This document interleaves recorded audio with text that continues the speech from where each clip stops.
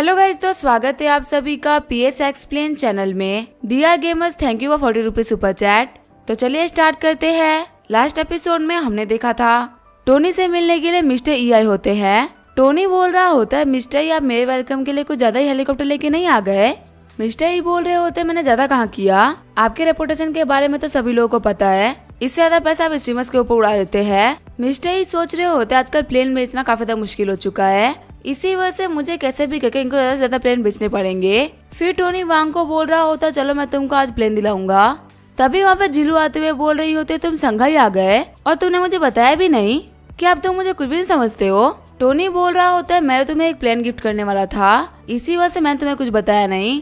साथ ही टोनी सोच रहा होता है, मैं सारी लड़कियों को प्लेन गिफ्ट कर दूंगा। जब वो लोग वहाँ जा ही रहे होते तभी मिस वुशुआंग बोल रही होती है, मिस्टर ये तो बहुत ही बड़ा कोइंसिडेंस है, मैं भी एक प्राइवेट प्लेन खरीदने का सोच रही थी। मिस्टर स्टार्क, आपको बुरा तो नहीं लगेगा ना अगर मैं आपके साथ में चलूँ तो? आगे उन लोगों की प्लेन्स निकल गई होती है। टोनी बोल रहा होता है, मिस्टर आपके हेलीकॉप्टर तो काफी ज्यादा स्टेबल है। अब मुझे समझ में आ रहा है कि आखिर एक हेलीकॉप्टर की कीमत 150 बिलियन क्यों है, क्योंकि बाकी हेलीकॉप्टर्स की जो राइड होती है वो बिल्कुल ही अनस्टेबल होती है, पर इसमें बैठना सच में काफी ज्यादा डिफरेंट है। मिस्टर ही बोल रहे होते हैं, मिस्टर स्टार्क आपका सेंस ऑफ ह्यूमर तो सच में काफी ज्यादा कमाल का है। वही वांग बोल रही होती है, जिलू देखो हम कितना ऊपर आ चुके हैं, हमारे सामने टीवी टावर कितने छोटे लग रहे हैं ना। जिलू बोल रही होती है, हाँ लेकिन वो ऐसे बहुत ही बड़ा है।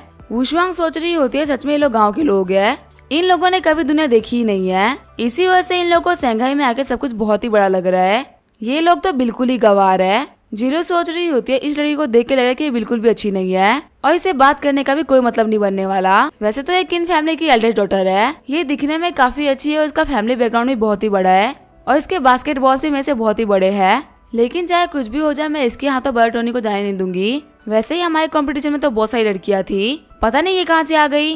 वांग सोच रही होती है, इन दोनों को देख के मुझे इतना अजीब क्यों लग रहा है, ऐसा लग रहा है कि जल्दी यहाँ पे कोई वॉर होने वाली है। आगे वो लोग लॉन्गवा बेस पे आ गए होते हैं। मिस्टर ही बोल रहे होते हैं, मिस्टर स्टार्क हम पहुंच गए, चलिए मैं आपको चल के प्लेन्स दिखा देता हूँ। हमारे लॉन्गवा के अंदर हम बहुत सारे लोगों को प्लेन्स बेचते हैं, हमारे पास में हर एक टाइप के प्लेन्स अवेलेबल है, चाहे वो पैसेंजर्स हो या लग्जरियस, और आपको हम यहाँ पे काफी ज्यादा कमाल का लग्जरियस प्लान दिखाने वाले हैं, जिसके अंदर आप जैसे चाहे वैसे कस्टमाइजेशन करवा सकते हैं। हमारा काम पूरी कंट्री में सबसे फास्टेस्ट है, आप जो भी कस्टमाइजेशन करवाएंगे हम एक वीक के अंदर आपको प्लेन बना के दे देंगे। आगे वो लोग प्लेन के अंदर आगे होते हैं। मिस्टर ही बोल रहे होते हैं, ये एक इम्पोर्टेड प्लेन है जो कि उषा से आया है। उषा की एक कंपनी है हुइंग जिसने इसको प्रॉपर्ली मॉडिफाई किया है। इसके सेफ्टी फीचर्स एकदम वर्ल्ड क्लास है, यहाँ तक कि जो केबिन का बेडरूम है उसके ऊपर भी काफी सारे हाईटेक फीचर्स है। अगर आपकी प्लेन कभी तूफान में फंस जाती है या फिर क्रैश होने वाली होती है तब भी ये केबिन के लोगों को सेफ रख सकता है और इसका जो कम्फर्ट है वो बिल्कुल ही नेक्स्ट लेवल है। मैं आपको बोल सकता हूँ कि इसके अंदर बैठने के बाद में आपको काफी ज्यादा यूनिक एक्सपीरियंस मिलेगा। वांग बोल रही होती है, क्या यूनिक एक्सपीरियंस, लेकिन कैसा यूनिक एक्सपीरियंस? मिस्टर ही बोल रहे होते, अभी तुम बच्चे तुम समझ में नहीं आएगा, पर जो मिस्टर स्टार्क उनको समझ में आ गया होगा कि आखिर मैं किस चीज के बारे में बात कर रहा हूँ, है ना मिस्टर स्टार्क, आपको समझ में आ गया ना कि मैं क्या बोल रहा हूँ।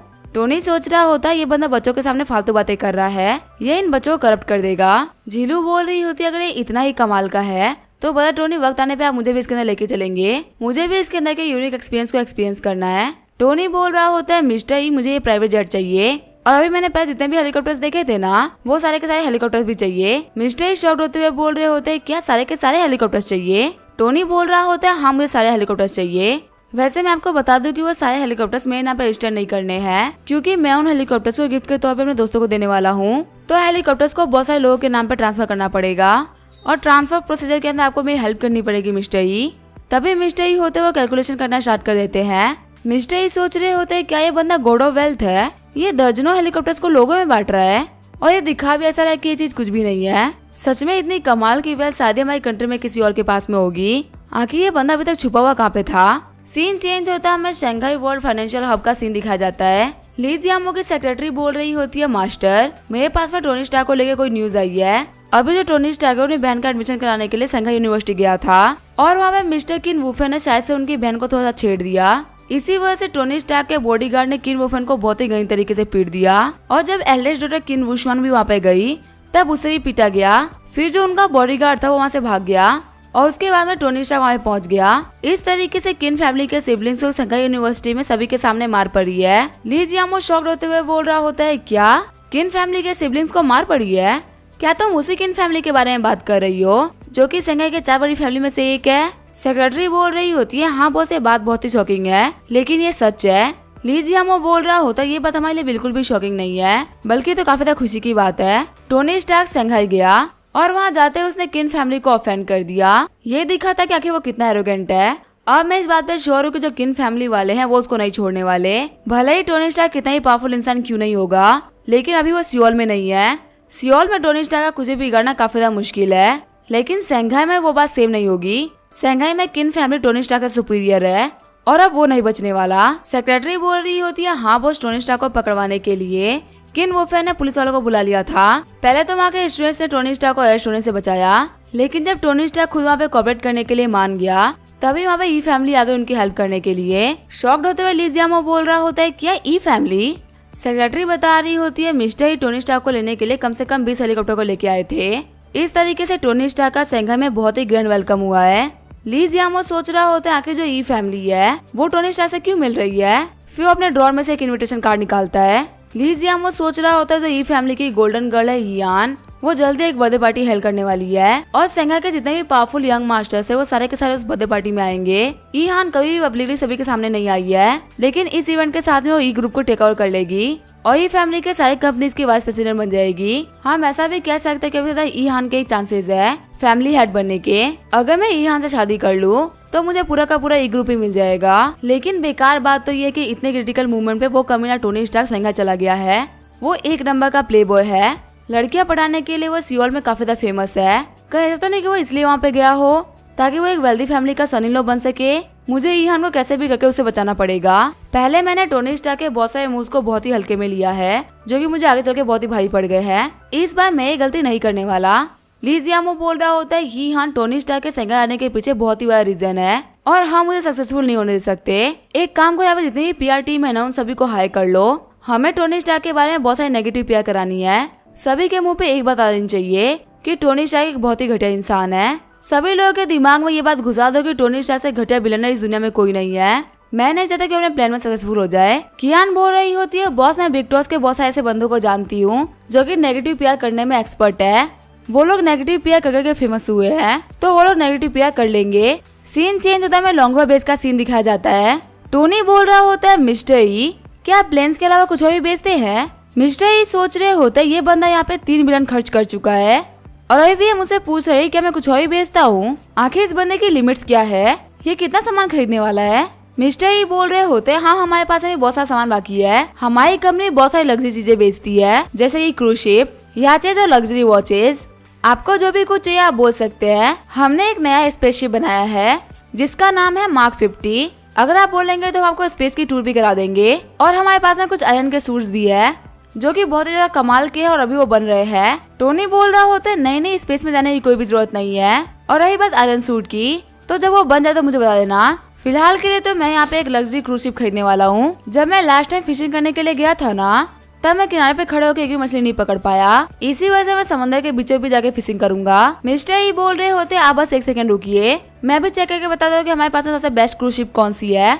मिस्टर ई सोच रहे होते ये बंदा एक सुपर वेल्दी इंसान है, वरना कौन आजकल के जमाने में फिशिंग करने के लिए क्रूज शिप खरीदता है। लगता है ये शिप का यूज करते हुए वेस्ट को पकड़ेगा। मिस्टर ई बोल रहे होते हैं, मिस्टर स्टार्क ये देखिए इस शिप को, इसका नाम है टाइटैनिक 2.0।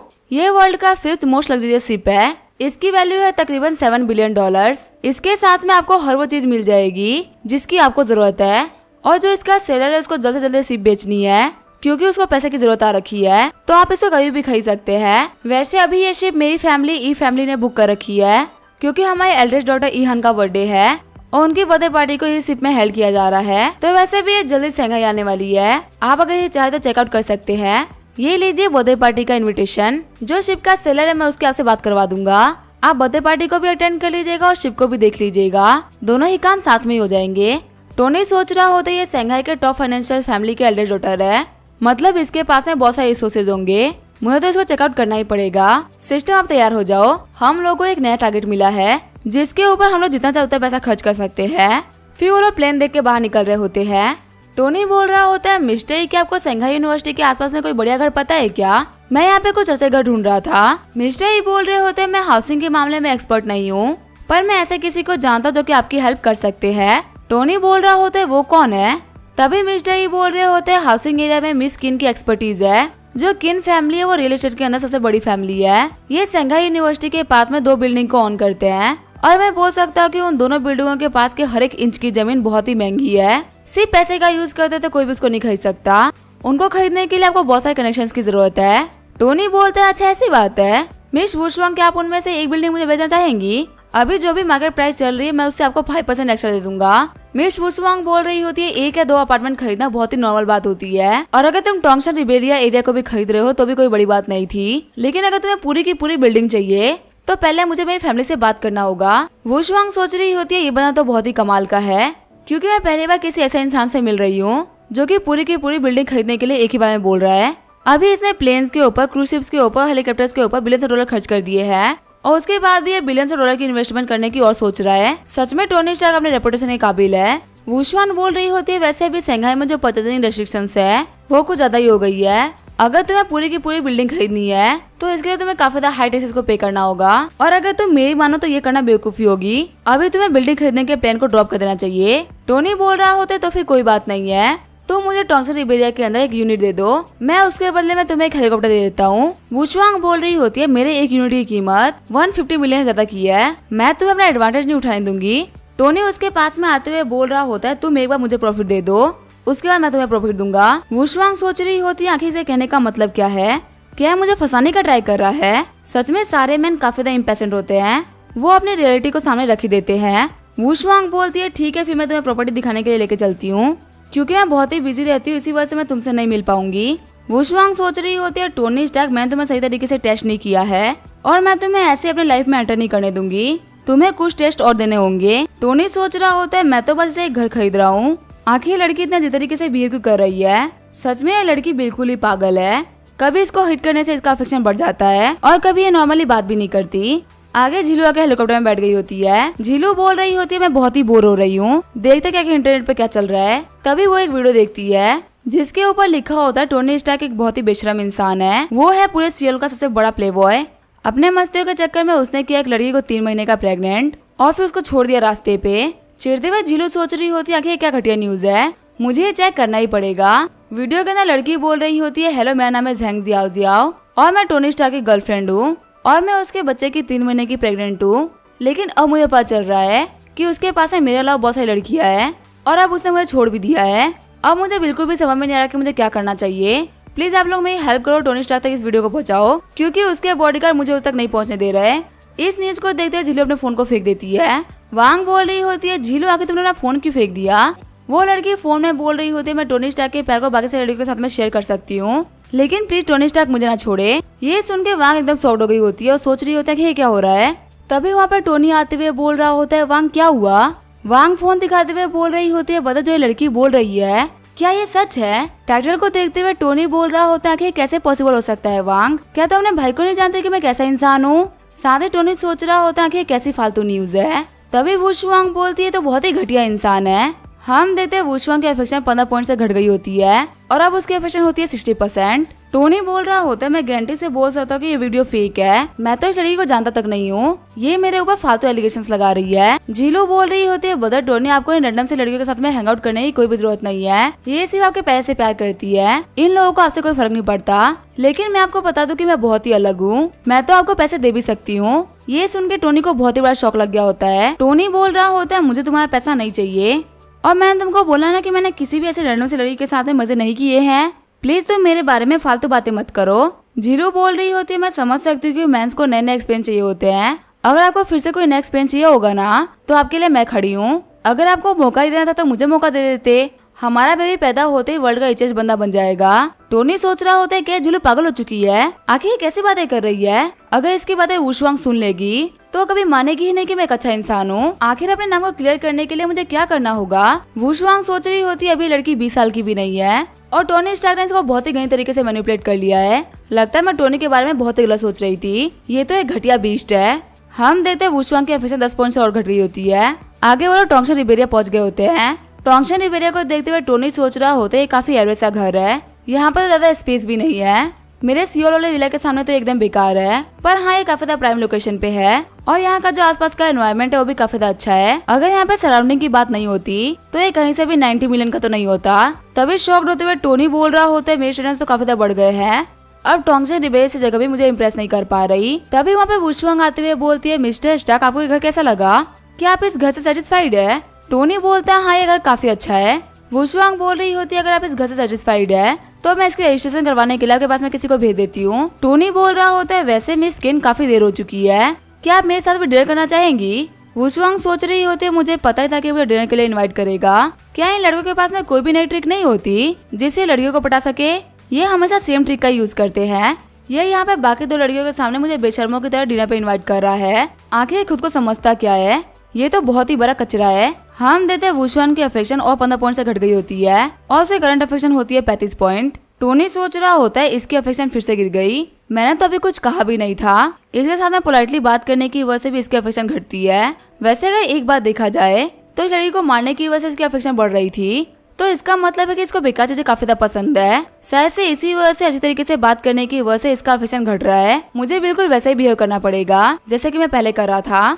तभी वुशुआंग बोल रही होती है, मिस्टर स्टार्क अगर कोई और बात होगी तो मुझे कॉल कर लीजिएगा, मुझे नहीं लगता कि मेरा पे काम बाकी है, तो फिर मैं आज चलती हूँ, जल्दी ही मेरे लोग आपके पास में आ जाएंगे। वैसे इस रूम का पासवर्ड है 6x9, अगर आपको इसको चेंज करना है तो आप *# दबा सकते हैं। ये बोलते हुए वुशुआंग वहाँ चली जाती है। झीलू बोल रही होती है, बदर टोनी लगता है आप इस स्किन वुशुआंग को बिल्कुल ही पसंद नहीं है, इसने आपके डिनर के ऑफर को रिजेक्ट ही नहीं किया बल्कि आपके मुंह पे दरवाजा बंद करके भी चली गई। टोनी झीलू के गाल खींचते हुए बोल रहा होता, तुम काफी ज्यादा बदमाश हो चुकी हो, तुम प्लेन पे वुशुआंग के सामने जानबूझ के मेरी रेपुटेशन खराब कर रही थी ना, और देखो तुम अपने प्लेन में कितने सक्सेसफुल भी हो चुके हो, तुम्हारी वजह से वुशुआंग मेरे मुंह पे दरवाजा बंद करके चली गई। रोते हुए झीलू बोल रही होती है, बदर टोनी मुझे माफ कर दीजिए, उस वुशुआंग को देख के लग रहा था कि पहले उसकी नजर आपके ऊपर थी, इसी वजह से मैं उसकी नजर को आपके ऊपर से हटा रही थी और ये करने के लिए मुझे आपकी रेपुटेशन को घटाना पड़ा। मैं नहीं चाहती कि किन वुशुआंग जैसी लड़की आपके आसपास में रहे। अगर इसके लिए आप मुझे डिसलाइक करेंगे तो भी कोई बात नहीं है, लेकिन मैं किसी भी गंदी लड़की को आपके पास में नहीं आने दूंगी।